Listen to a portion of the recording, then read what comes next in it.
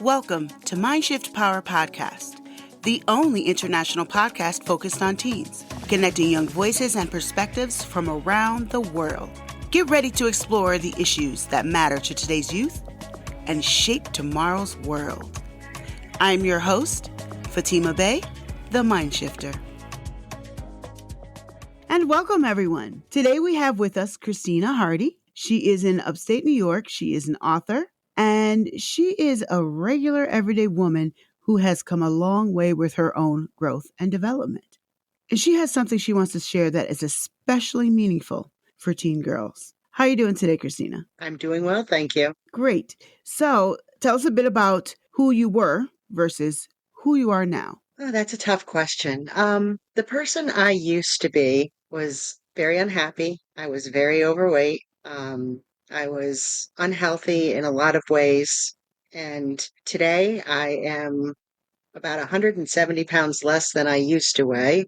I am in a happy, healthy relationship, and I have a very positive outlook on life. Wow, that is a very, very big difference. So what happened in between those two people? Oh, a lot of growth, a lot of soul searching, a lot of going inside. Was that always comfortable? No. Can you give us an example of something that happened or that you did that was a part of that journey? Absolutely. There's a couple things. One of which is mantras. I think that mantras are very important. I think that the words that you tell yourself make a difference on the inside, and words are very, very important. So I would say mantras every day. I would look in the mirror, and the mirror was another thing that was very difficult for me to get past. I had a hard time looking at myself in a mirror. There are a lot, and I do mean a lot, of young women out there that can make that very same statement. To get them to look in the mirror and really, really look in the mirror. And not just teenage girls. I have counseled grown women in their 60s, and it's difficult for them to look in the mirror. So Absolutely. it is not just you. And I'm mentioning that because I really want the audience to know that they're not alone in that. They're not alone in that struggle. So mantras. So what are some of those mantras? They are anything. It can be something simple and not complicated, like I am worthy, I am beautiful, I'm a good person, I deserve to be happy. And that worked for you? It did. It did. And as time grew on, I got more complicated, let's say, with them as to what I needed to work on. What made you believe that you're worthy? I think that just hearing myself say that helped make me feel worthy. But there's so many reasons why I'm worthy. So I Why? didn't really, why? Why are you worthy? I am worthy because I add value to things in people's lives. I am a great listener. I give great advice. I have a certain way to add value to anybody's life depending on who they are. So you didn't just say these things because they're great sound bites.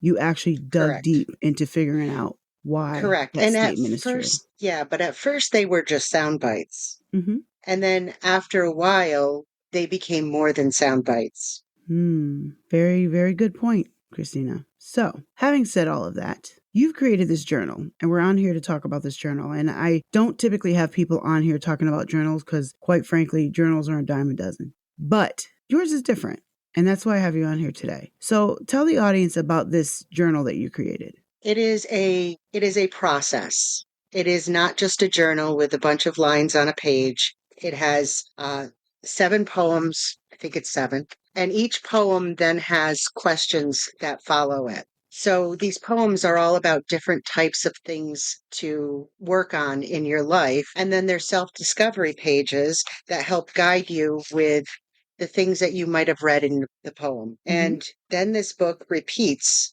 4 different times. And what you do is you take a period of time, be it 6 weeks, 3 months. I suggest doing this over the course of a year just because it gives you a long period of time to get some sort of results. You read the poems, you go through the first section in whatever period of time, you come back, you read the poems, you go through the section again, and then you compare what you did from the previous 1 or 2 or whatever section you're on.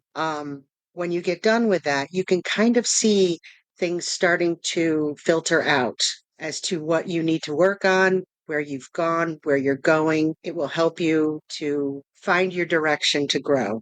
And it'll also show where you already have grown. Correct. And Correct. I think that is huge. I like the fact that you incorporated poetry into it because I think that that's different. Maybe there's another journal with poetry out there, but if there is, I've never seen it or heard of one that's quite like what you have here. It's comprehensive. It's pretty simple, really, and I do believe very strongly in comparing notes, so to speak, on who you were 6 months ago versus who you are now, or whatever time frame. Because you really don't see your growth unless you compare. You really Right. don't. It's kind of like watching a plant grow. You can see it's sprouting out of the ground. Okay, you can see that. But the rest of the time it's growing. If you stare at it long enough, you won't see the growth. You have to come back in a day or two or a week or a month or whatever the plan is, and you can see the growth, but only if time has lapsed in between. Mm-hmm. And people, we're like that too. We don't notice our own growth most of the time. And I don't know about you, but it's really encouraging to me if I can actually see my growth. I Yes. love watching growth in other people, and I'm always able to point it out for other people, but I rarely see it in myself. It's hard to be objective about ourselves. So that's why I like that you have it set up the way you do. So, speaking of the poetry piece, why did you decide to add poetry to it? It's written in poetry. And the reason why I went to poetry is, well, first of all, I came up with a poem first, and that actually started this whole thing. But Oh, the other reason is poetry is like music. The words have a cadence to them or rhythm to them that you can memorize it and you can feel it and it's there. It's tangible. You can feel it. So the poems are kind of like music, and music is a poem basically with instruments. that's true. I think that that's different. Now I've seen some of the I've read some of the poems, and but I want you to read just a little snippet of one of the poems to the audience so they get an idea of what's in the journal. I can read you the whole poem on this one, and the reason why are the poems are very short. Okay. They're only a few stanzas. Sometimes Okay. this one is three stanzas, so it's really short. It's called Words We Weave, and this one has particular meaning for me. So, Words We Weave. She laughed it off, a casual phrase, a joke she thought would fade like haze. Yet words take root, they start to bloom, and what you speak, your soul consumes. A fleeting sight, a fleeting slight, a thoughtless jest can carve a doubt within the breast. Her mind won't question if it's true. It holds each word and shapes anew. So let her speak with kindness, art, to lift herself, to heal, to start. For every thought, each word she sows becomes the path on which she goes. I like that, and I think it's pretty obvious what it's about. Mhm. What is that one about? Our words that we say to ourselves, whether it's, oh, what a jerk I am, Yeah. something casual like that, Hmm. everything has a meaning to you. Your brain doesn't know that you're being sarcastic. Your brain doesn't know that you're just joking. Your brain hears every word. It's very literal. Yeah. And you need to use positive words to speak of yourself because it makes a difference. It really does. It's interesting we're talking about this because I have a blog post that I wrote years ago, and I just recently started my blog again, so I was actually reading it, and it's called Fighting Words. And I was talking one day, I was just casually talking bad about myself. I don't know what comment I made, but it was a negative comment about myself. I wasn't even aware that I was doing it really. And my coworker looked at me, got upset, and said, "Don't you be talking about my Fatima like that. I'll fight you." And then a couple months later, another friend did the same thing, but much worse. Much, I wouldn't say worse, much harder. We were at some event. I think it was her birthday party, and I don't know what I said. Some sort of insult to myself. She got all up in my face and said, "What did you say about my friend?" And I was just laughing because she was acting crazy. And then she just looked at me intensely in my face, and wouldn't leave me alone until I took it back. She looked like she was about to kick my ass. And but what that made me recognize was that I was still in that I was still at that point that I was doing a lot of negative self-talk. Mhm. And I didn't and this was only a few years ago. And I didn't even recognize that I was still doing that. Like I thought I had grown past that.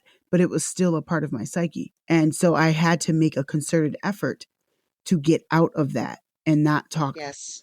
talk to myself like that. And now I help other people to not do the same. And I love that your journal has a piece about that, because that is one of the number one things. There is no number one thing, but it's one of the top things that is an issue, especially for young women. There's some guys that have the issue too, but especially for young women, Absolutely. where the way we talk to Uh, ourselves is so important. Absolutely. And if you wouldn't talk to your best friend like that, if you wouldn't say those things to Mm, your best friend, then don't say them to yourself. you're I think absolutely right. Good advice. I think one of the things that we learn, though, is that if we are mean to ourselves first, we take away somebody else's power to be mean to us. And Mm, so we teach ourselves to talk that way so we don't get hurt so bad. But yeah. what we do is we end up hurting ourselves worse than anybody else could ever hurt us. Yeah. Because words matter. Yeah. Words matter. And they're an expression of where your mind already is anyway. If you think you're a piece of crap, you're going to talk to yourself like you're a piece of crap. Hmm. If you think you're worth something, you are going to talk to yourself like you're worth something. It's an expression of what's already there, but it also helps to make what's already there worse if you keep talking bad about Yes. yourself.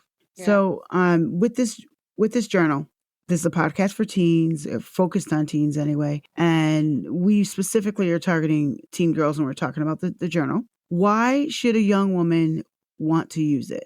Why can't she just talk into her phone and save it? Because a couple of things. I guess one of the first things that I'm going to say is that talking into your phone is great, but when you write something, you are committing those words to a piece of paper, and you can't just hit a button and take it away. Those those words are there for anyone who picks up the piece of paper to see. Mm-hmm. So it becomes more real to somebody. And the other thing is, because this is guided with questions after each thing, there's even some of these even have pictures to draw. Because of that, it makes it easier than just writing words on a page that has just lines on it. So you're being guided to help you find the best way to express yourself. Yes, I completely agree with you. Writing something out is not the same thing as recording something digital that you can throw away later or click Hmm. and hit delete. Now, you could throw a piece of paper away after you write it down, sure, but it's not the same expression as when you're writing it down. Writing it out. Here's something that points that out. I think a little bit even more. Sometimes when we're dealing with hard stuff, it can be hard to come out of our mouths.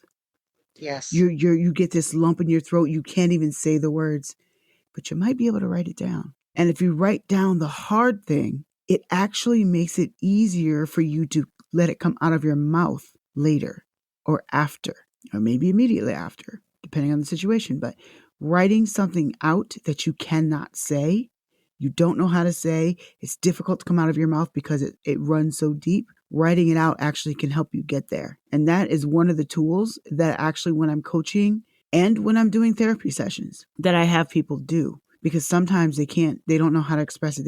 It's just so hard. Which I get. And that's one of the reasons why I like journaling in general. But especially yours, because you have very specific guided questions, that make you think, which is the whole Hmm. point. That make you think.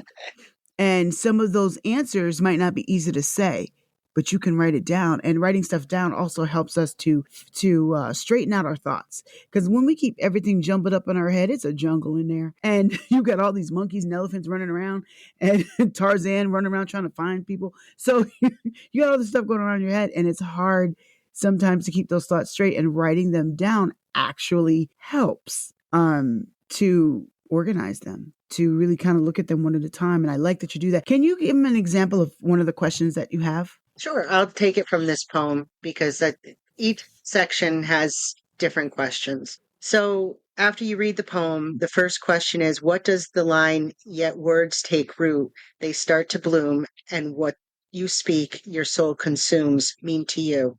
So, it's to bring you back into the poem to say, okay, what does this mean to me? How does this affect me? What does your soul consumes mean? And it allows you to ask the questions quietly in your head and then write down your answers to that.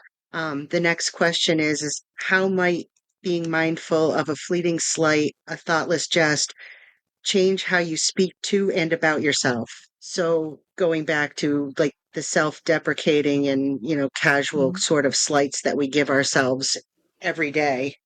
I like that you asked those questions afterwards and didn't just give them a poem with blank lines, because the questions forces us to look in a mirror, even if we're not Hmm. physically looking at one. It forces us to look at ourselves and say, well, do I do that? Oh man, I should stop doing that. And those sort of thoughts, they matter.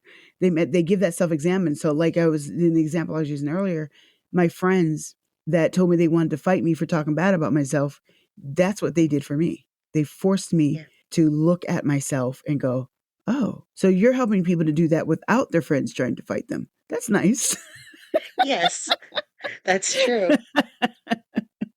But That's true. go ahead. Well, then what happens with this is you've got these words down on this page. You've answered your questions. You've read your poems.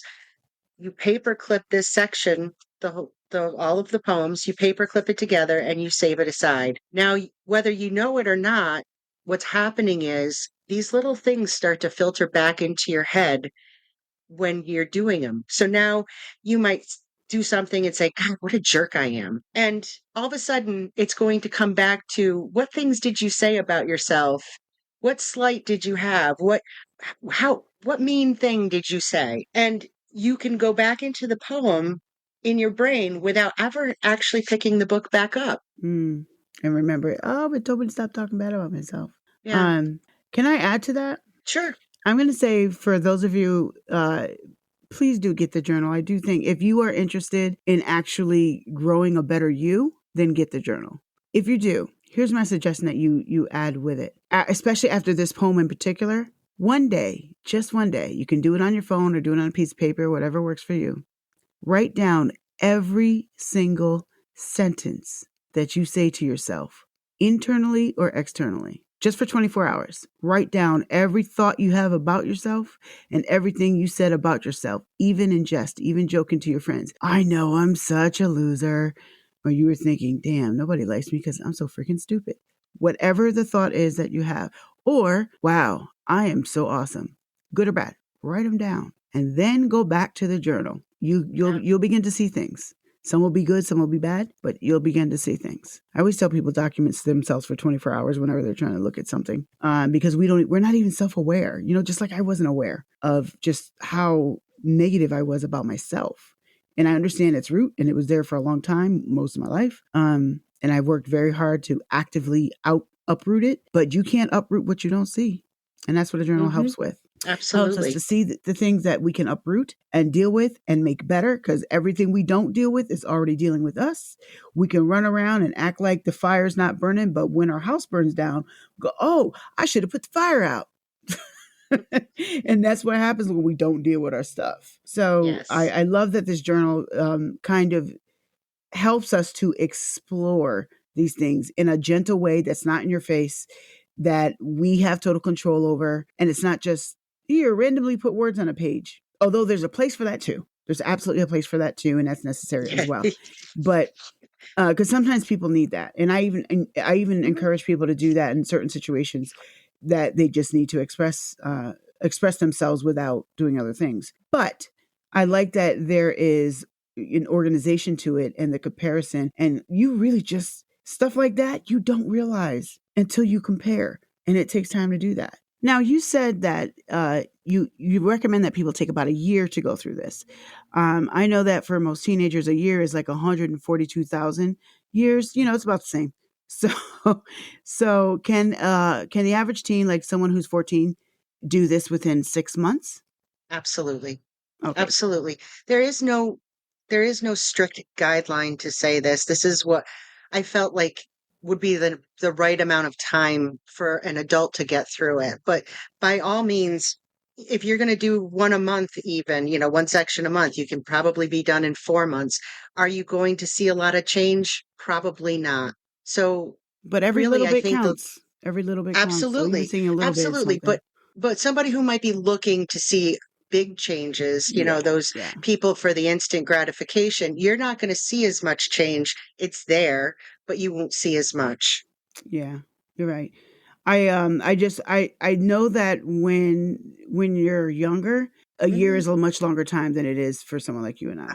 I And agree. sometimes just seeing a tiny little bit of progress encourages you to keep going, because people get discouraged easily. That's why I'm mentioning that, because I I know that you have no strict timeline on it, and I do believe that it can work for them. But no matter what the timeline is, I'm talking to the teenage girls right now. No matter what the timeline is, you're the one that has to keep up with it. You're the one that has to want change and want to be the best you, and not just be the girl that gets by. Because if you want that, then this is for you. So, Kristina, what message do you have for young women around the world right now? I would have to say that treating yourself with the respect that you treat others with is probably the biggest thing that you can do to open everything else up around you. You have to have a certain amount of self respect and respect for the person who you are, the person who you are going to become in order for that to happen. So I think respect is huge. Yes. And even if you don't feel like you deserve it, do what Kristina said. Just start treating yourself as good as you treat your friends and your family and other people. Because I do see that a lot. I see girls who are wonderful to everybody else. I used to be that, actually, but not so great to ourselves. So I completely agree with that. And I think that's strong advice. And I think it's a good starting point that anybody can start at. So, Kristina, tell people where they can find you. I sell the book actually in my Etsy shop. It's called Beanie's Books and Stuff. I gave you the link and you're going to put the link up for everybody, correct? Yep. Yep. Sure Okay. will. And I do have, I'll send you the other links too. I have it in Amazon. It's in Ingram Spark, which is a book publishing company, and Lulu Book, which is also a book publishing company. Okay. I am running a discount on it in my Etsy shop, though, Oh, for okay. just you. For just listeners of MindShift Power podcast, you can get a special discount. So I will put a link to that discount in the show notes in the podcast description. It'll also be on my podcast page on the recent episodes, the week that this episode airs. So you'll be able to grab that link and get a discount and get this journal if you really want to start your self-improvement journey in a way that's good for you. So thank you so much, Kristina, for offering that discount to my listeners. Oh, you're welcome. I appreciate it. And thank you for coming on. Thank you for having me. I really enjoyed this. And now for a mind-shifting moment. I want to take a moment to go back to something we talked about a little earlier in this episode. How you talk to yourself is very, very important. That inner dialogue, that conversation that happens inside your head, it is affecting every single area of your life. It is building you up or tearing you down.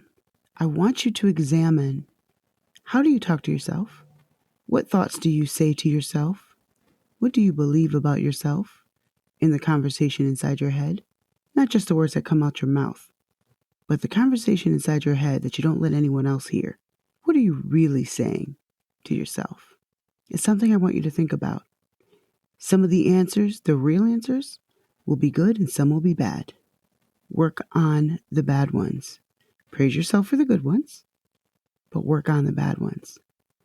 What you believe about yourself is the ultimate driver of the opportunities you do or don't take or make in every single area of life. I want you to think about that.